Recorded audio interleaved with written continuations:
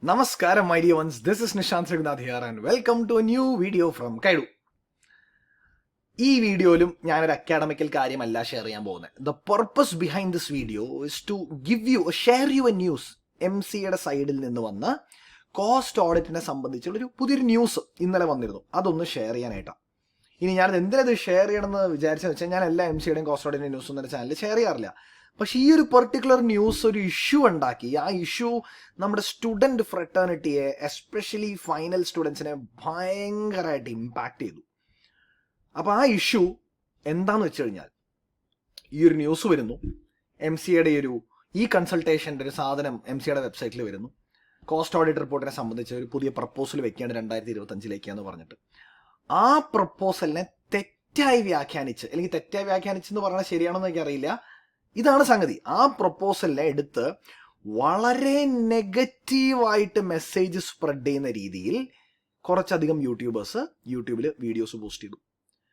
ഞാനത് അറിഞ്ഞില്ല ഇന്നലെ. അപ്പോൾ ഇന്നലെ ഈവനിങ് ഞാൻ എൻ്റെ ബാക്കിയുള്ള പാർട്ട്നേഴ്സിനോട് ഒരു മീറ്റിംഗിലിരിക്കും. എൻ്റെ സ്റ്റുഡൻറ്റ് എനിക്ക് മെസ്സേജ് അയക്കുകയാണ്, സാർ ഇങ്ങനെ ഒരു സാധനം കണ്ടിട്ട് ചെറിയൊരു പേടിയുണ്ട്, എന്താ സത്യത്തിലെ പരിപാടി എന്ന് വെച്ചിട്ട്. അപ്പം ഞാൻ പറഞ്ഞു, എടാ ഞാൻ കാണിച്ചു തരാൻ വേണമെങ്കിൽ ആ മെസ്സേജ്. His names Karthik. ഇതാണ് കാർത്തിക് എനിക്ക് അയച്ച മെസ്സേജ്. യു ക്യാൻ സി കാർത്തിക്കിനെ കാണാം. എൻ്റെ കാർത്തിക് അയച്ച മെസ്സേജ് ഇതാണ്. ഇങ്ങനെ മെസ്സേജ് അയച്ചിട്ട്, സാർ ഇത് എന്താ സംഗതി, ശരിക്കും പേടിയാണെന്ന് പറഞ്ഞു. ഞാൻ പറഞ്ഞു, എടാ പേടിക്കേണ്ട, ഞാൻ എന്തായാലും നോക്കട്ടെ, MCAയുടെ സൈഡിൽ നിന്നല്ല, ഞാൻ എന്തായാലും നോക്കട്ടെ, ഞാൻ നോക്കിയിട്ട് പറയാമെന്ന് പറഞ്ഞു. ഞാൻ വീട്ടിൽ വന്ന് ഈ പുള്ളിയുടെ വീഡിയോ കാണുന്നു. അപ്പോൾ ഈ വീഡിയോ കാണുമ്പോൾ എന്താ സംഗതി എന്നറിയോ?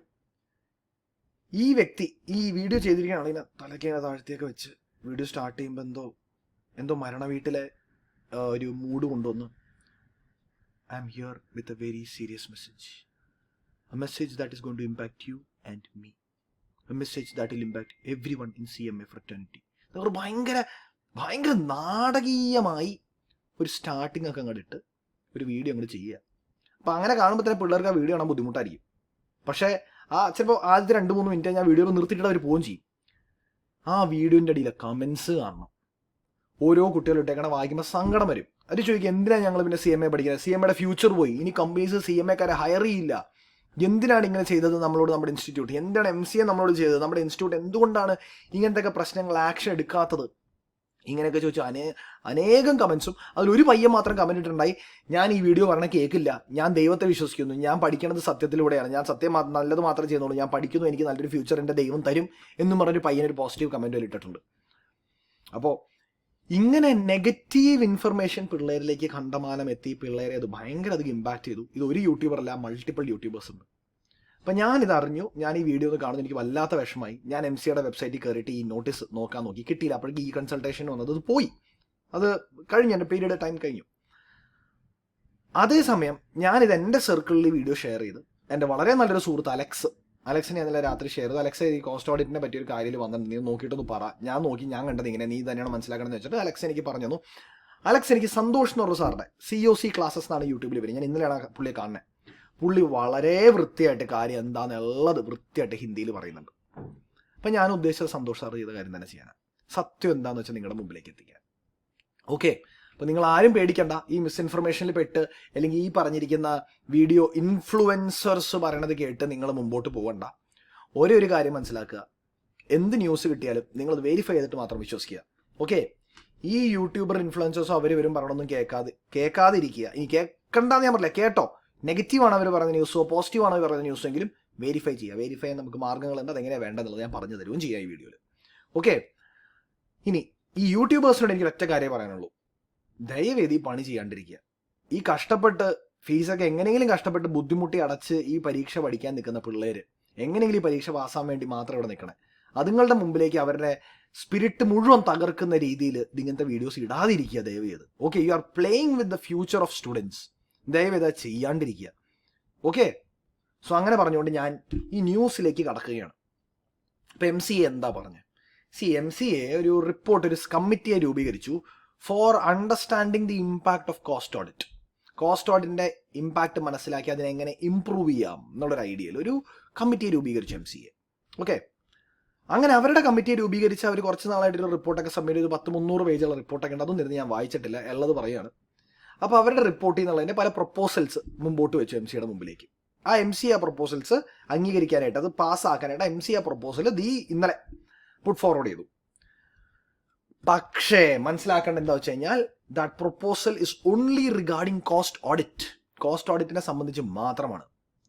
എന്തുകൊണ്ടാണ് ഞാൻ അങ്ങനെ പറഞ്ഞതെന്ന് വെച്ച് കഴിഞ്ഞാൽ, ഞാൻ പറഞ്ഞ proposal is for bringing changes to cost audit. ഇതുപോ ഒരു CMA ഫ്രഷർ ആയിക്കോട്ടെ അല്ലെങ്കിൽ വർക്ക് കുറച്ച് നാളായുള്ള ആളും ആയിക്കോട്ടെ ക്വാളിഫൈ ചെയ്തിട്ട്, നിങ്ങളുടെ ഫ്യൂച്ചർ എന്ന് പറയുന്നത് ഒന്നില്ലെങ്കിൽ is to get in to employment or to get in to practice.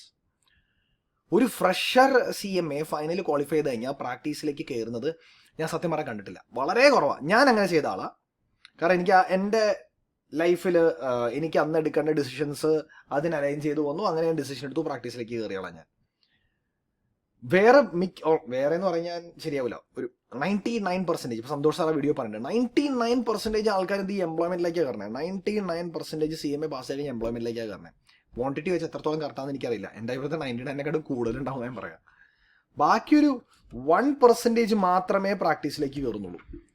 ഈ പ്രാക്ടീസിലേക്ക് കയറിയ 1%-ന് ഒരു 100 വർക്ക് ഉണ്ടാവും. ആ 100 വർക്കിലെ 1-2% വർക്ക് മാത്രം. ഈ 1%-ന്റെ 2% വർക്കോ അല്ലെങ്കിൽ 2 to 10%, പോട്ടെ 2 ഇടണ്ട, ഒരു 10% വർക്കായിരിക്കും എന്ത് കോസ്റ്റ് ഓഡിറ്റ്. മനസ്സിലായോ? അപ്പൊ ഇത് എത്ര ചുരുക്കം ആൾക്കാരെ ബാധിക്കുന്ന കാര്യമാണ് നോക്കുക. 100 പേര് പാസ്സായാൽ അതിൽ ഒരാളാണ് പ്രാക്ടീസിലേക്ക് കയറണേ. ആ ഒരാൾക്ക് ഒരു വർഷം ഒരു 50 ക്ലയന്റ് ഉണ്ടെങ്കിൽ ആ 50 ക്ലയന്റിൽ 5 ക്ലയന്റിന്റെ വർക്ക് മാത്രമായിരിക്കും കോസ്റ്റ് ഓഡിറ്റ്. അപ്പൊ ഇവരെ സംബന്ധിച്ച് ഇത് ബാധിക്കുന്നേ ഇല്ല. ഇവരിൽ വളരെ ചുരുക്കം ആൾക്കാർക്ക് അതിന് വളരെ ചെറിയ രീതിയിൽ മാത്രം ബാധിക്കുന്നത്. ഇതൊന്നും ആ വീഡിയോയിൽ പറയുന്നില്ല. ആരുടെ? ഈ യൂട്യൂബേഴ്സിന്റെ. സന്തോഷ് സാർ പറയുന്നുണ്ട് കേട്ടോ. ഈ യൂട്യൂബേഴ്സിന്റെ വീഡിയോ ഉണ്ടെങ്കിൽ പിള്ളേർ പറഞ്ഞു, ഞാൻ ഇനി എന്തിനാ CMA പഠിക്കുന്നത്, എനിക്ക് ജോലി കിട്ടില്ല, എന്നെ ഏത് കമ്പനി എടുക്കും, കമ്പനികൾക്ക് CMA വേണ്ട, അങ്ങനെ വരെ കമന്റ് ഇട്ടേക്കണം. കാരണം ആ ഒരു ഏരിയനെ ഇത് ഇമ്പാക്ട് ചെയ്യുന്നില്ല. അതാണ് സംഗതി. ഓക്കെ, ഇനി MC-യുടെ ന്യൂസ് ഞാൻ പറഞ്ഞ പോലെ ഒരു പ്രൊപ്പോസൽ ആയിരുന്നു കോസ്റ്റ് ഓഡിറ്റിൽ കുറച്ച് ചേഞ്ചസ് കൊണ്ടുവരാൻ. ഇനി ഈ ചേഞ്ചസ് എന്തിനാണെന്ന് വെച്ചാൽ it's for ease of doing business ചെയ്യാൻ എളുപ്പമാക്കാൻ. നമ്മുടെ CMA-കാരുടെ കോസ്റ്റ് ഓഡിറ്റിന്റെ സ്കോപ്പ് കൂട്ടാനും നമ്മുടെ വിസിബിലിറ്റി കൂട്ടാനും വരെ ഈ പ്രൊപ്പോസലിൽ പോയിന്റ്സ് ഉണ്ട്. പക്ഷെ അതൊന്നും പറയുന്നില്ല ഇവരുടെ വീഡിയോയിൽ. ആകെ കുറച്ച് പ്രശ്നങ്ങളുണ്ട്, ആ പ്രശ്നങ്ങൾ മാത്രം എടുത്തിട്ടിടുകയാണ്. അതിനെ ഞാൻ പ്രശ്നം എന്ന് പറയുമില്ല, ഞാൻ എന്നെ പ്രശ്നം എന്ന് പറയില്ല. Okay, it's like this. 115 BAC വന്നപ്പോൾ നമ്മുടെ ടാക്സ് കംപ്ലയൻസ് കുറച്ച് സിമ്പിളായി. എന്നും വെച്ചാൽ ഏതിന് CA-കാരനെ ഒന്ന് നെഞ്ചത്തടിച്ച് കയറണുണ്ടോ, അയ്യോ ടാക്സ് കംപ്ലയൻസ് വർക്ക് സിമ്പിളായേ, നമുക്ക് റിട്ടേൺ ഫയലിംഗ് കിട്ടില്ലേ, ടാക്സ് പ്രാക്ടീഷണേഴ്സ് ആരെയും വന്ന് അങ്ങനെ പറയണുണ്ടോ? ഇല്ല. വന്ന് GST റിട്ടേൺ ഫയലിംഗ് ഇപ്പോൾ ഏത് കമ്പ്യൂട്ടർ നോളജുള്ള ഏതൊരാൾക്കും ചെയ്യാൻ പറ്റും. GST return filing, basic understanding of GST റിട്ടേൺസിനും കമ്പ്യൂട്ടറിനെ ഐഡിയ മതി. ഏതെങ്കിലും CA-കാരനോ CMA-കാരനോ നെഞ്ചത്തടിച്ച് കയറണുണ്ടോ, അയ്യോ ഇത് ഭയങ്കര സിമ്പിളാക്കിയതിൻ്റെ പേരിൽ നമ്മുടെ വർക്ക് പോയേന്ന് പറഞ്ഞാൽ ആരെയും കയറാനുണ്ടോ? ഇല്ല. പക്ഷെ എന്തിന് ഇത് ഇവരിങ്ങനെ ചെയ്യണേ? എനിക്കതാ മനസ്സിലാവാത്ത. എനിക്കറിയില്ല, ഇവരൊന്നും അറിയാത്തോണ്ട് പറയാട്ടോ. ചിലപ്പോൾ പരീക്ഷ പഠിച്ച് പാസ്സായി നേരെ പഠിപ്പിക്കാൻ കയറിയതായിരിക്കും. കുഴപ്പമില്ല, അത് തെറ്റല്ല. നമ്മുടെ ഇൻഡസ്ട്രിയിൽ ശമ്പളം കിട്ടുന്നൊരു നല്ലൊരു ശമ്പളം ഉണ്ടാക്കാൻ പറ്റും, നല്ലൊരു കരിയർ ഉണ്ടാക്കാൻ പറ്റുന്ന പാത്ത് തന്നെ ഞാനത് ചെയ്യുന്നതാണ്, ഞാനും പഠിപ്പിക്കുന്നതാണ്. ഇവർക്കൊരു ഇൻഡസ്ട്രിയൽ എക്സ്പോഷർ ഒന്നും തന്നെ കിട്ടിയിട്ടുണ്ടാവില്ലായിരിക്കാം. കുഴപ്പമില്ല, അത് വിഷയമുള്ള കേസല്ല. നിങ്ങൾ പഠിപ്പിച്ചോ, പക്ഷേ ഈ അപ്ഡേറ്റ്സും MCA-യുടെ കാര്യവും മറ്റേതും മറിച്ച് ന്യൂസ് ഒന്നും ഷെയർ ചെയ്യല്ലേ. നമ്മുടെ എക്സാമിനേഷനെ പറ്റിയോ നമ്മുടെ സിലബസിനെ പറ്റിയോ അതൊക്കെ ഷെയർ ചെയ്യും. ഈ അറിയാത്ത കാര്യത്തിൽ കയറി തലയിട്ട് പിള്ളേരെ ബുദ്ധിമുട്ടിലാക്കല്ലേ. ഓക്കെ, ഈ മതി, അതിനെക്കുറിച്ച് പറഞ്ഞതി. ഞാൻ ന്യൂസിലേക്ക് കിടക്കാം. ഇനി ന്യൂസിലേക്ക് കിടക്കുമ്പോൾ നിങ്ങൾ മനസ്സിലാക്കേണ്ടത് എന്താ വെച്ച് കഴിഞ്ഞാൽ, എൻ്റെ അഭിപ്രായത്തിൽ this A very good move four CMAs. നമുക്ക് നല്ലതാണ് ഇന്ന് വരുന്നതെന്ന് ഞാൻ പറയാം. കാരണം ഇതിൽ കുറച്ച് പ്രശ്നങ്ങൾ ഉണ്ടോയെന്ന് വെച്ചാൽ ഉണ്ട്, പക്ഷെ ആ പ്രശ്നത്തിന് ഉപരി നന്മ കൂടുതലുണ്ട് ഇതിൽ. അപ്പം ഞാൻ പറയുന്നത് this is good for us. Okay, അപ്പോൾ ഏതൊരു ഇപ്പോൾ GST-യുടെ കംപ്ലയൻസ് ഈസി ആക്കുന്നു, അല്ലെങ്കിൽ 115 BAC ഇൻകം ടാക്സിൽ കൊണ്ടുവരുന്നു, അതെല്ലാത്തിനും ബെനിഫിറ്റ്സ്, പോസിറ്റീവ്സും നെഗറ്റീവ്സും ഉണ്ടല്ലോ. അതുപോലെ ഇതിനും പോസിറ്റീവ്സും നെഗറ്റീവ്സും ഉണ്ട്. ആൻഡ് ക്ലിയർലി പോസിറ്റീവ്സ് ആണ് നെഗറ്റീവ്സിനെക്കാട്ടും കൂടുതൽ. ഓക്കെ, ഇനി ഞാൻ കിടക്കാൻ പോകുന്നത് എന്താണ് സത്യാവസ്ഥ, എന്താണ് ഈ ന്യൂസ് എന്നുള്ളതാണ്. ഓക്കെ, അപ്പം ഞാനൊന്ന് നമ്മളെ ഒരു നോട്ട് ഫയൽ ഞാൻ ഓപ്പൺ ചെയ്യാം. റൈറ്റ്, അപ്പം ഞാൻ നേരത്തെ പറഞ്ഞല്ലോ കോസ്റ്റ് ഓഡിറ്റിനെ സംബന്ധിച്ചാണ് ഈ ചേഞ്ച് മുഴുവൻ വന്നിരിക്കുന്നത്. അപ്പോൾ ഈ ഒരു സംഖ്യ നിങ്ങൾ മൈൻഡിൽ വയ്ക്കുക, 86%. ഓക്കെ, ഇത് ഞാൻ ആ സന്തോഷ് സാറിൻ്റെ വീഡിയോയിലെ കണ്ടത്. Really like how we put it across. 86% ഉള്ളത് മൈൻഡിൽ വയ്ക്കുക. ഈ കോസ്റ്റ് ഓഡിറ്റ് റൂൾസ് അതെല്ലാം ആപ്ലിക്കബിൾ ആവുന്ന ടേൺ ഓവർ ബേസിസിൽ. എല്ലാവർക്കും അല്ല, ഒരു സംഖ്യ, ഇപ്പോൾ നമുക്ക് ടാക്സ് ഓഡിറ്റ് അറിയാം, ഒരു സംഖ്യയുടെ മുകളിൽ നിങ്ങൾക്ക് വരുമാനം വന്നു കഴിഞ്ഞാൽ ടാക്സ് ഓഡിറ്റ് ചെയ്യണം, ഒരു സംഖ്യയുടെ മുകളിൽ നിങ്ങൾക്ക് വരുമാനം വന്നു കഴിഞ്ഞാൽ റെക്കോർഡ്സ് മെയിൻ ചെയ്യണം, അക്കൗണ്ട്സ് കീപ്പ് ചെയ്യണം. അതേപോലെ തന്നെ കോസ്റ്റ് ഓഡിറ്റിൻ്റെ ഇപ്പോൾ ഫൈനൽ കോസ്റ്റ് ഓഡിറ്റ് പഠിച്ച പിള്ളേർക്ക് ഇത് അറിയാൻ പറ്റും. ഓക്കെ, അപ്പോൾ ആദ്യം വരുന്നത് കോസ്റ്റ് റെക്കോർഡ്സ് ആരൊക്കെ മെയിൻറ്റെയിൻ ചെയ്യണം എന്നുള്ളതാണ്. Cost records previous year turn ഓവറിൻ്റെ ബേസിസിലാണ് തീരുമാനിക്കുന്നത്. 2014 ഈ റെക്കോർഡ്സിന്റെ റൂൾസ് വരുന്നത്. അന്ന് പറഞ്ഞിരുന്നത് 35 കോടിയോ അതിന് മുകളിൽ ടേൺ ഓവർ ഉള്ള കമ്പനിയാണ് നിങ്ങളെങ്കിൽ, ഈ കോസ്റ്റ് ഓഡിറ്റ് റൂൾസ് ആപ്ലിക്കബിൾ ആവുന്ന കമ്പനിയാണ് നിങ്ങളെങ്കിൽ, നിങ്ങൾ എന്ത് ചെയ്യണം? റെക്കോർഡ്സ് മെയിൻറ്റെയിൻ ചെയ്യണം. ഫാസ്റ്റ് ഫോർവേഡ് 2014 2025 2025 പറഞ്ഞു ഈ 35 കോടി നമുക്ക് 65 കോടിയായിട്ട് വർദ്ധിപ്പിക്കാമെന്ന്.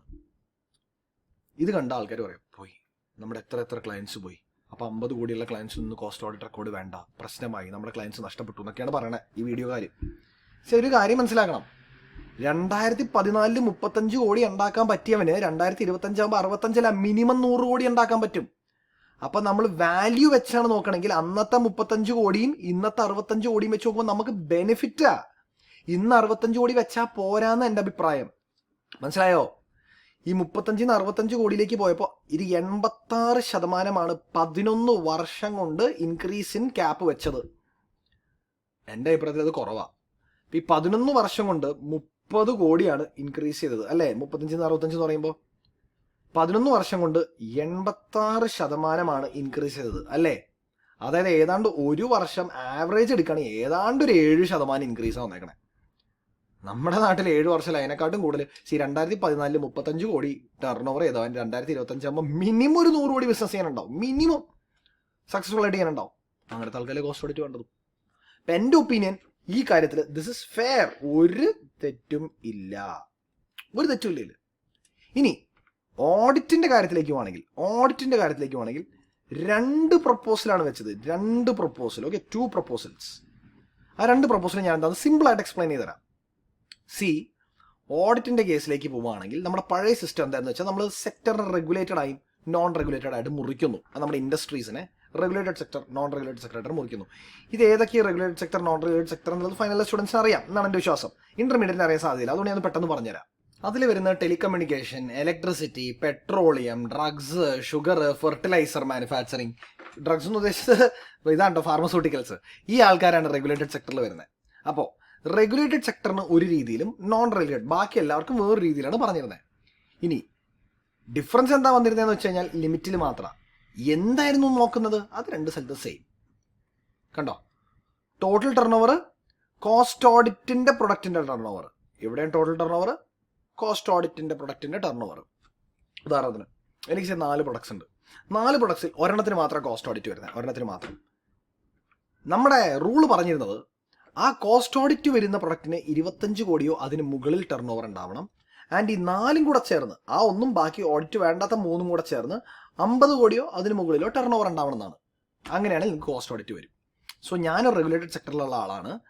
റെഗുലേറ്റഡ് സെക്ടറിൽ ഇരിക്കുക എൻ്റെ കമ്പനിക്ക് മൊത്തം ടേൺ ഓവർ 50 കോടിയോ മുകളിലോ ആൻഡ് കോസ്റ്റ് ഓഡിറ്റ് കവർ ചെയ്ത പ്രൊഡക്റ്റിന് 25 കോടിയോ മുകളിലോ ടേൺ ഓവർ ഉണ്ട്. അങ്ങനെയാണ് എനിക്ക് കോസ്റ്റ് ഓഡിറ്റ് വേണം. പഴയ സിസ്റ്റം. നോൺ റെഗുലേറ്റഡിലാണെങ്കിൽ ഒന്നുമില്ല, ഈ 50 100 ആവുന്നു, 25 35 ആവുന്നു നോൺ റെഗുലേറ്റഡിൽ. ഓക്കെ, ഒരു കാര്യം നിങ്ങൾ അറിയേണ്ടതെന്നറിയോ, ഇത് വെറും പ്രപ്പോസൽ മാത്രമാണ് ഈ ഞാൻ എടുത്ത് പറയാൻ പോകുന്നത്. ഇംപ്ലിമെന്റ് ആയിട്ടില്ല. അപ്പം നിങ്ങളുടെ എക്സാംസിനൊക്കെ ഇത് വരുമെന്ന് വെച്ചാൽ ഇല്ല. അടുത്ത കൊല്ലം വരാൻ സാധ്യതയുള്ള ചേഞ്ചസ് അതാണ് ഈ പറയുന്നത്. ഓക്കെ, അപ്പം നോൺ റെഗുലേറ്ററിന് കമ്പനിക്ക് മൊത്തം 100 കോടിയുടെ മുകളിൽ ടേൺ ഓവറും കോസ്റ്റ് ഓഡിറ്റിൽ കവർ ചെയ്ത പ്രൊഡക്റ്റിന് 35 കോടിയുടെ മുകളിൽ ടേൺ ഓവറും. ഇതാണ് കേസ്. ക്ലിയർ? ഇനി പ്രപ്പോസൽ 1 എന്താ പറഞ്ഞതെന്ന് വെച്ച് കഴിഞ്ഞാൽ ഈ 50 കോടിയെ, റെഗുലേറ്റഡിന്റെ 50 കോടിയെ 93 കോടിയാക്ക്. അതായത് ഒരു 86% ഇൻക്രീസ് ചെയ്യും. 25 കോടിയെ 47 ആക്ക്, 86% ഇൻക്രീസ് ചെയ്യും. 100 കോടിയെ 186 ആക്ക്, 86% ഇൻക്രീസ് ചെയ്തു. 35 65 ആക്ക്, 86% ഇൻക്രീസ് ചെയ്തു. ഇതാണ് വന്ന ചേഞ്ച് അല്ല, പ്രപ്പോസൽ. ഫസ്റ്റ് പ്രപ്പോസൽ ഞാൻ നേരത്തെ പറഞ്ഞ കണക്കിന് തന്നെ 2014 50 കോടി അടിച്ചവന് ഇന്ന് 93 കോടി ഈസിയാ. ഓക്കെ, ഇനി പ്രപ്പോസൽ 2 എന്താ? എല്ലാ സെക്ടറിനും റെഗുലേറ്റഡ് ആയിക്കോട്ടെ നോൺ റെഗുലേറ്റഡ് ആയിക്കോട്ടെ വിഷയമില്ല, 75 കോടിയുടെ മുകളിൽ ടേൺ ഓവർ ആയ കോസ്റ്റ് ഓഡിറ്റ് വേണം. 75 കോടിയുടെ മുകളിൽ ടേൺ ഓവർ ആയ കോസ്റ്റ് ഓഡിറ്റ് വേണം. സിമ്പിൾ ആൻഡ് പ്ലെയിൻ ആയിട്ട് പറഞ്ഞു. ഇതും പ്രപ്പോസൽസ് മാത്രം, ചേഞ്ച് വന്നിട്ടില്ല, പ്രപ്പോസൽ വെച്ചിരിക്കുകയാണ്. അങ്ങനെ നോക്കുമ്പോൾ പണ്ട് 50 കോടി ടേൺ ഓവർ ഉണ്ടായവന് 93 കോടി എത്തണ്ട, 75 കോടിയത്തെ കോസ്റ്റ് ഓഡിറ്റ് വേണം. പണ്ട് 100 കോടി ടേൺ ഓവർ ഉണ്ടായവന് കൂടണ്ട, കുറച്ചു 75 കോടിയെ കോസ്റ്റ് ഓഡിറ്റ് വേണമെന്നാണ് പ്രപ്പോസൽ പറയുന്നത്. ഇതിപ്പോൾ സത്യം പറഞ്ഞാൽ ബിസിനസ്സുകാർക്ക് ബുദ്ധിമുട്ടുണ്ടാക്കി നമുക്ക് ബെനിഫിറ്റ് ആയി പ്രാക്ടീസിൽ ഇരിക്കണവർക്ക്. ശരിയല്ലേ? യെസ്. ഇപ്പം ഇതിൽ നിന്ന് ഒറ്റ കാര്യം നിങ്ങളോട് പറയുള്ളൂ, റൂമർസ് വിശ്വസിക്കല്ലേ, പോയി വെരിഫൈ ചെയ്യുക ഇൻഫർമേഷൻ. ഈ കണ്ടവർ യൂട്യൂബിലും ഇൻസ്റ്റാഗ്രാമിലും പറയണമെന്ന് വിശ്വസിക്കല്ലേ. അതൊന്ന് ചെക്ക് ചെയ്ത് ഉറപ്പ് വരുത്ത്. കാരണം അത് കേട്ടിട്ടുണ്ടെന്ന് അറിയില്ല, കവിയറ്റ് എംറ്റർ എന്ന് പറഞ്ഞൊരു സംഗതി നമ്മൾ ബിസിനസ്സിൽ പഠിച്ചിട്ടുണ്ട്. Let the buyer be aware. അല്ലേ, നമ്മളാണ് ബയ്യർ ഈ ഇൻഫർമേഷൻ്റെ. നമ്മൾ സൂക്ഷിച്ചിരിക്കണം, നമ്മൾ കെയർഫുൾ ആയിരിക്കണം, വിജിലൻ്റ് ആയിരിക്കണം. നമ്മൾ എന്താണോ വാങ്ങുന്നത് അത് ഫ്രീ ആയി കിട്ടുന്നതാണെങ്കിൽ പോലും, യൂട്യൂബിൽ കൂടെ കിട്ടുന്നതാണെങ്കിൽ പോലും, ഫ്രീ ആയിട്ട് വാങ്ങുന്നത് we should be aware of what it is. Okay, അതിന് അവെയർ ആയിട്ട് മാത്രം ഇൻഫർമേഷൻ വാങ്ങുക. ക്ലിയർ? ഇനിയും കുറച്ചും കൂടെ ചേഞ്ചസ് പറയുന്നത് അത് ഓരോന്നേരം വേർഡിൽ പോയിന്റ് ആയിട്ട് ഞാൻ പറഞ്ഞുതരാം. സി, ഒരു ചേഞ്ച് പറയുന്നത് separate format for cost audit report. ചില ഇൻഡസ്ട്രീസിന് പുതിയൊരു ഫോർമാറ്റ് കൊണ്ടുവരാം. സത്യം പറഞ്ഞാൽ നമ്മുടെ പണി എളുപ്പമാക്കി. കാരണം എന്താ പറയുക, ഒരു 100-300 കോളമുള്ള ഒരു വലിയൊരു റിപ്പോർട്ടാണിത്. പല പല ടേബിൾസ് ആയിട്ടും ഫില്ലിൻ കോളംസ് ആയിട്ടും വരുന്നത്. അതിൽ കുറേ കോളംസ് ഒക്കെ എടുത്ത് കളാം. എല്ലാവർക്കും എല്ലാം ഒന്നും വേണ്ട, വേണ്ടത് മാത്രം ഫില്ല് ചെയ്താൽ മതി. നമ്മുടെ പണി എളുപ്പമായി. രണ്ടാമത്തത് separate cost records for every major saleable product. C, പണ്ട് പറഞ്ഞിരുന്നേ കോസ്റ്റ് റെക്കോർഡ്സ് വെക്കേണ്ടത് കളക്റ്റീവ് മാനറിലാണ്. മൊത്തം കമ്പനിക്ക് വേണ്ടി കോസ്റ്റ് റെക്കോർഡ്സ് വെക്കുക, ഇൻഡിപെൻഡൻ്റ്ലി വെക്കണമെങ്കിൽ വെക്കാം. പക്ഷെ ഇപ്പോൾ ഒരു റൂള് വന്നു, നിർബന്ധമായും ഒരു റൂള് വന്നു. സി, നിങ്ങൾക്ക് 5 പ്രൊഡക്റ്റ് ഉണ്ട്, 5 പ്രൊഡക്റ്റും കൂടെ 100 കോടിയാണ് ടേൺ ഓവർ. 100 കോടി വേണ്ട, 5 പ്രൊഡക്റ്റിന് 100 കോടി എന്ന് പറഞ്ഞാൽ ശരിയാവില്ലല്ലോ. സി, മൂന്ന് പ്രൊഡക്റ്റിനും കൂടെ 5 കോടിയാണ് ടേൺ ഓവർ. 3 പ്രൊഡക്റ്റിനും കൂടെ 5 കോടിയാണ് ടേൺ ഓവർ. ആ 3 ആദ്യത്തിന് മാത്രം 2.5 കോടി ടേൺ ഓവർ ഉണ്ട്. അതായത് മൊത്തത്തിന്റെ 50% ടേൺ ഓവർ ഇവിടെ ഉണ്ട്. മൊത്തത്തിന്റെ 50% ടേൺ ഓവർ. ഇവന് വേണ്ടി സെപ്പറേറ്റ് കോസ്റ്റ് റെക്കോർഡ്സ് വെക്കണം. അപ്പൊ മൊത്തം ടേൺ ഓവറിന്റെ ലിമിറ്റ് പ്രകാരം മൊത്തം ടേൺ ഓവർ കോസ്റ്റ് റെക്കോർഡ്സ് വെക്കേണ്ട രീതിയിൽ വന്നു നോക്കുക. 65 കോടിയുടെ മുകളിലേക്ക് പോയി നോക്കുക. 65 കോടിയുടെ 5% അതിന് മുകളിലേക്കോ ഒരു പ്രൊഡക്റ്റിന് മാത്രം ടേൺ ഓവർ ഉണ്ടോ, അവന്റെ മാത്രം കോസ്റ്റ് റെക്കോർഡ്സ് സെപ്പറേറ്റ് ആയിട്ട് റൂൾ പ്രകാരം വെക്കണം. ഇത് ചെയ്യുന്നവരുണ്ടായിരുന്നു പണ്ടോട്ടെ, പക്ഷെ ഇപ്പോൾ ഇത് നിയമം കൂടുതൽ കർശനമാക്കി. അപ്പൊ എന്തായി, നമ്മുടെ സ്കോപ്പ് കൂടി. നമ്മൾ മൊത്തത്തിൽ ചെയ്യാൻ വേണം, ഇൻഡിവിജ്വലിയും ചെയ്യാൻ വേണം. ഇപ്പൊ 2 വർക്കായി നമുക്കവിടെ ചെയ്യാനായിട്ട്, അല്ലേ? ഇനി മൂന്നാമത്തത് സ്റ്റാറ്റ്യൂട്ടറി ഓഡിറ്റിന്റെ പല റൂൾസും കോസ്റ്റ് ഓഡിറ്റിന് ആപ്ലിക്കബിൾ ആയി. സ്റ്റാറ്റ്യൂട്ടറി ഓഡിറ്റിന്റെ, നമ്മുടെ ടാക്സ് ഓഡിറ്റിന്റെ പല റൂൾസും നമുക്ക് ആപ്ലിക്കബിൾ ആയി. ഒന്ന് ഓഡിറ്റർ റൊട്ടേഷൻ നമുക്ക് വേണമെന്നായി. പണ്ട് നമുക്ക് ഉണ്ടായിരുന്നില്ല, കോസ്റ്റ് ഓഡിറ്റിന് ഓഡിറ്റർ റൊട്ടേഷൻ ഇല്ല. ഇപ്പൊ അത് വേണമെന്ന് നിർബന്ധമായി. ഓക്കെ, ആണ് നിർബന്ധമായപ്പോൾ എന്ത് പറ്റി, ഒരു ഫെയർ പ്ലേയിങ് ഗ്രൗണ്ട് ആയി. അപ്പൊ പുതിയതായിട്ട് വരുന്ന കോസ്റ്റ് ഓഡിറ്റേഴ്സിന് ചാൻസ് വരുന്നുള്ള സാധ്യതയായി. സി, പണ്ടൊക്കെ കമ്പനിയുടെ ഇതിന് വെൽവിഷറായ ഒരു കോസ്റ്റ് ഓഡിറ്ററായിട്ട് കയറും, പിന്നെ വർഷം ഇങ്ങനെ കണ്ടിന്യൂ ചെയ്യും. ഇനി പറ്റില്ല, റൊട്ടേഷൻ വേണമെന്നുള്ളതാണ് പ്രപ്പോസ് ചെയ്തിരിക്കുന്നത്. ഇത് വന്നാൽ നമുക്ക് നല്ലതല്ലേ? പുതിയതായിട്ട് വരുന്നത് ഇപ്പോൾ എന്നെ പോലെ നിങ്ങളെ പോലെ ഇപ്പോൾ പാസ്സായിട്ട് പ്രാക്ടീസിലേക്ക് ഒന്ന് കോസ്റ്റ് ഓഡിറ്റ് ചെയ്യാവുന്നവർക്ക് നല്ലതല്ലേ? ഇത് അപ്പോൾ ഓപ്പർച്യൂണിറ്റീസ് കൂടുതൽ കിട്ടില്ലേ നമുക്ക്? യെസ്. ഇനി അത് മാത്രമല്ല, ഓഡിറ്ററിന്റെ അപ്പോയിന്റ്മെന്റ് അതും സ്റ്റാറ്റ്യൂട്ടറി ഓഡിറ്ററിനെ പോലെയാക്കി. സ്റ്റാറ്റ്യൂട്ടറി ഓഡിറ്ററിന്റെ അപ്പോയിന്റ്മെന്റ് എങ്ങനെ നടക്കണേ? First appointment board of directors നടത്തും, സബ്സീക്വന്റ് അപ്പോയിന്റ്മെന്റ് മെമ്പേഴ്സും വന്നിട്ട് AGM ഡിസൈഡ് ചെയ്യും, അല്ലേ? കോസ്റ്റ് ഓഡിറ്റർ അങ്ങനെ തന്നെ ആക്കി. മെമ്പേഴ്സ് വന്ന് ഡിസൈഡ് ചെയ്യണം എന്നല്ല, ഷെയർ ഹോൾഡേഴ്സിന് കൊടുത്തു. കൂടുതൽ ട്രാൻസ്പെറൻസി വന്നു. ഇപ്പൊ ബോർഡ് ഓഫ് ഡയറക്ടേഴ്സിന് ആരെങ്കിലും മണി അടിച്ച് പോണ കോസ്റ്റ് അക്കൗണ്ടന്റിന് കോസ്റ്റ് ഓഡിറ്ററെ ചുമ്മാ കയറാൻ പറ്റില്ല എന്ന് മനസ്സിലായോ? അപ്പൊ ഇതൊക്കെ വന്നു കഴിഞ്ഞാൽ നമുക്ക് നല്ലതാണ്, കൂടുതൽ ട്രാൻസ്പെറൻസി ഒക്കെ അവിടെ തന്നെ. ഇനി വരുന്നത് ഏറ്റവും ഹൈലൈറ്റ് പോയിന്റ്, ആനുവൽ റിപ്പോർട്ടിൽ കോസ്റ്റ് കീ പെർഫോമൻസ് ഇൻഡിക്കേറ്റേഴ്സും ട്രെൻഡ്സും കൊണ്ടുവരണമെന്ന് പറഞ്ഞു. ആനുവൽ റിപ്പോർട്ടിൽ, അത് കമ്പനിയുടെ ആനുവൽ റിപ്പോർട്ടിൽ ഒരു CMA-കാരന്റെ റിപ്പോർട്ട് വേണമെന്ന്, കോസ്റ്റ് ബേസ്ഡ് പെർഫോമൻസ് റിപ്പോർട്ട് വേണമെന്ന്. അപ്പൊ CMA-കാരന്റെ റിപ്പോർട്ടിൽ വരണം. അപ്പൊ അതങ്ങനെ വരികയാണെങ്കിൽ എന്താ സംഭവിക്കുന്നത്, നമ്മുടെ വാല്യൂ അങ്ങോട്ട് കയറുക. CMA എന്താന്ന് കേട്ടിട്ട് പോലും ഇല്ലാത്ത ബോർഡ് മെമ്പേഴ്സ് അല്ലെങ്കിൽ മെമ്പേഴ്സ്, ഷെയർ ഹോൾഡേഴ്സ് നമ്മളെ കുറിച്ച് അറിയും, നമ്മുടെ പെർഫോമൻസിന്റെ വാല്യൂ അറിയും. സി, പണ്ട് കോസ്റ്റ് ഓഡിറ്റ് റിപ്പോർട്ടിൽ ഇങ്ങനെ സാധനം ഉണ്ടായി, പെർഫോമൻസ് അനാലിസിസ് റിപ്പോർട്ട് എന്നുള്ള സാധനം ഉണ്ടായി 2012 മുമ്പ്. ഞാൻ ആർട്ടിക്കിൾഷിപ്പിൽ കയറുമ്പോൾ എൻ്റെ സാറ് പറയുന്നത് ഇങ്ങനത്തെ ഒരു വളരെ നല്ല സാധനം ഉണ്ടായിരുന്നു, അടുത്ത് കളഞ്ഞു എന്ന്. ഇനി അത് തിരിച്ചു കൊണ്ടുവരിക, അതും കോസ്റ്റ് ഓഡിറ്റ് റിപ്പോർട്ടിൽ ആനുവൽ റിപ്പോർട്ടിൽ കൊണ്ടുവരികയാണ് അങ്ങനത്തെ ഒരു സാധനം. അപ്പം അങ്ങനെ വരുമ്പോൾ എന്താ ഗുണം, നമുക്ക് നമ്മളെ പലവരും കാണുന്നു, നമ്മുടെ വാല്യൂ ഇൻക്രീസ് ചെയ്യുന്നു, നമ്മുടെ വിസിബിലിറ്റി കൂടുന്നു. ശരിയല്ലേ? ഇനി 5ാമത്തെ ചേഞ്ച്, കുറച്ച് പാർട്ടീസിനെ കോസ്റ്റ് ഓഡിറ്റ് ചെയ്തെടുത്ത് മാറ്റി. ദേ ഈ കാണുന്നവര് glass, milk powder, rubber, coffee, tea 4 പേരെടുത്ത് മാറ്റി. ശരിയാ, നമുക്ക് ചെറിയൊരു ക്ഷീണമാണ്. പക്ഷെ ആ സ്ഥാനത്ത് ഇഷ്ടം പോലെ ആൾക്കാരെടുത്ത് കയറ്റി. കൺസ്ട്രക്ഷൻ സർവീസസിനെ കയറ്റി, ഗവൺമെന്റ് സ്പെൻഡിങ് ഉള്ളത്, metro, rail, irrigation, dam, urban project, ഇങ്ങനെ കുറെ പേര്. അഗ്രികൾച്ചർ പ്രൊഡക്ട്സ് പബ്ലിക് ഡിസ്ട്രിബ്യൂഷൻ സിസ്റ്റത്തിന്റെ പേരിൽ സ്റ്റോറേജ് കൊടുക്കുന്നവര്, സ്പെഷ്യലൈസ്ഡ് വെഹിക്കിൾസ്, ഡിഫൻസിനും പോലീസിനൊക്കെ സ്പെഷ്യലൈസ്ഡ് വെഹിക്കിൾ കൊടുക്കുന്നത്, ഗവൺമെന്റ് മേടിക്കുന്നത്, അൺമാൻഡ് എയർക്രാഫ്റ്റ്, ഇങ്ങനെ കുറെ പേരെ കയറ്റി. ഞാൻ എല്ലാവരും ഒന്നും കയറ്റിയിട്ടില്ല കേട്ടോ ഇവിടെ, എനിക്ക് അറിയില്ല എനിക്ക് മൊത്തം എത്രയാണെന്നുള്ളത്, കാരണം എനിക്ക് വായിച്ചു തീർക്കാൻ പറ്റിയില്ല, കാരണം എത്ര മേലെ വീഡിയോ ചെയ്യണമെന്ന് എനിക്കുണ്ടായിരുന്നുള്ളൂ. അപ്പൊ ഇങ്ങനെ പല ബെനിഫിറ്റ്സ് നമുക്ക് കൊണ്ടുവരികയും ചെയ്തു. ഇതൊക്കെ ബെനിഫിറ്റ്സ് ആണ്, നെഗറ്റീവ് കാണല്ലേ നിങ്ങൾ ഇതിൽ. സത്യം പറയാൻ നെഗറ്റീവ് കാണാനില്ല, പോസിറ്റീവ് മാത്രമേ ഉള്ളൂ. ശരിയല്ലേ ഞാൻ ഈ പറയണേ? ചുമ്മാ 35 കോടി എന്നുള്ള ലിമിറ്റ് 65 കോടിയാക്കി നെഗറ്റീവ് എന്ന് പറഞ്ഞിരിക്കാതിരിക്കുക. ഓക്കെ, സംഗതി മനസ്സിലായില്ലേ? ഇതാണ് സത്യം പറഞ്ഞ അവസ്ഥ. ആരും പേടിക്കേണ്ട ആവശ്യമില്ല. യെസ്, ഇത് ഞാൻ സിമ്പിൾ കാര്യം ചെയ്തത്. ഞാൻ MCയുടെ സൈറ്റിൽ കയറി നോക്കി കണ്ടുപിടിക്കാൻ പറ്റും നോക്കി, മനസ്സിലായില്ല, കണ്ടുപിടിക്കാൻ എനിക്ക് പറ്റിയില്ല. ഞാൻ എൻ്റെ സർക്കിൾ അന്വേഷിച്ചു. കാരണം MC യുടെ സൈറ്റിൽ മനസ്സിലാവേണ്ടതിൻ്റെ കാരണം എന്ന് വെച്ച് കഴിഞ്ഞാൽ അത് ടേക്ക് ഓഫ് അത് എടുത്ത് റിമൂവ് ചെയ്തു അത് അവിടുന്ന്. ഈ കൺസൾട്ടേഷൻ എന്ന് പറഞ്ഞ ഏരിയയിൽ ഇത് വന്നിരുന്നത് നമ്മുടെ സജഷൻസ് ഒക്കെ പോസ്റ്റ് ചെയ്യാനായിട്ട് അതെടുത്ത് മാറ്റി. പക്ഷേ ഓക്കെ, ഞാൻ നിങ്ങളോട് ഇത്രേ പറയുന്നുള്ളൂ, നിങ്ങളിങ്ങനെ ന്യൂസ് കിട്ടിക്കഴിഞ്ഞാൽ എവിടെയെങ്കിലും ന്യൂസ് കിട്ടിക്കഴിഞ്ഞാൽ നിങ്ങളെ ഇമ്പാക്ട് ചെയ്യുന്ന ന്യൂസ് ആണെന്ന് തോന്നിക്കഴിഞ്ഞാൽ വെരിഫൈ ഇറ്റ്. എപ്പോഴും വെരിഫൈ ചെയ്യുക. വെരിഫൈ ചെയ്തിട്ട് മാത്രം മുമ്പോട്ട് പോവുക. ഞാൻ പണ്ടൊരു ട്രോള് കണ്ടിട്ടുണ്ട്. ട്രോളിൽ എന്തായിരുന്നു വെച്ച് കഴിഞ്ഞാൽ ഒരു മീമായിരുന്നു. പൃഥ്വിരാജിനോടൊരു റിപ്പോർട്ടറിനെ മഞ്ഞരമ എന്നാണ് പറഞ്ഞിരിക്കുന്നത്, ചോദിക്കുകയാണ് മമ്മൂട്ടിയെക്കുറിച്ച് എന്താണ് സാറിൻ്റെ അഭിപ്രായം. അപ്പോൾ പൃഥ്വിരാജ് പറയാം, മമ്മൂക്കയ്ക്ക് അഭിനയം എന്ന് പറഞ്ഞാൽ ഒരുതരം ഭ്രാന്താണ്. അഭിനയിക്കാൻ തുടങ്ങിക്കഴിഞ്ഞാൽ വേറൊന്നും പുള്ളി ചിന്തിക്കില്ല, അത് മാത്രം ഫോക്കസ് വെച്ച് മാത്രം മുമ്പോട്ടും അത്ര ഫോക്കസ്ഡ് ആയിട്ട് ഇങ്ങനെ വർക്ക് ചെയ്യേണ്ട മനുഷ്യനാണെന്ന്. അടുത്ത ദിവസം ന്യൂസിൽ വരിക, ന്യൂസ് ട്രെൻഡിങ് ആവാൻ, പൃഥ്വിരാജ് മമ്മൂട്ടിയെ ഭ്രാന്തൻ എന്ന് വിളിച്ചു പോകുന്നു. എങ്ങനെ ഇരിക്കണം? ഏതാണ്ട് അതല്ലേ ഈ കേസിൽ സംഭവിച്ചത് അല്ലേ? അത് നമ്മൾ എന്ത് ന്യൂസ് കിട്ടിയാലും വെരിഫൈ ചെയ്യുക. അതിൻ്റെ ഒരു ഡ്യൂ ഡിലിജൻസ് നിങ്ങൾ കാണിക്കണം. ആ ഒരു ക്വാളിറ്റി നിങ്ങൾക്ക് ഉണ്ടാവണം. എവിടെ നിന്ന് കേട്ടതോ അവിടെ ഇവനെ ഞാൻ പറയുന്ന ന്യൂസ് ആകട്ടെ പോയി വെരിഫൈ ചെയ്യുക. വെരിഫൈ ചെയ്തിട്ട് മാത്രം ഉറപ്പുവരുത്തുക. ഓക്കെ, അപ്പം ഞാൻ കഴിയുന്നത് നിങ്ങൾക്ക് ജെനുവിൻ ന്യൂസ് തന്നെ തരാനാണ് ആഗ്രഹിക്കുന്നത് എൻ്റെ വീഡിയോസിലൂടെ, എൻ്റെ കണ്ടന്റിലൂടെ. വളരെ കുറച്ച് ഫോളോയിങ് എനിക്കുള്ളൂ. അപ്പോൾ എനിക്ക് if at all you want to show some support me, ആകെ ഞാൻ നിങ്ങളുടെ റിക്വസ്റ്റ് ചെയ്യണത് സബ്സ്ക്രൈബ്, ഷെയർ, കൂട്ടുകാരെ അറിയിക്കുക, ലൈക്ക് ചെയ്യുക, കമൻറ്റ് ചെയ്യുക. അതുമാത്രമേ ഞാൻ റിക്വസ്റ്റ് ചെയ്യുന്നുള്ളൂ. I am just calling for your action.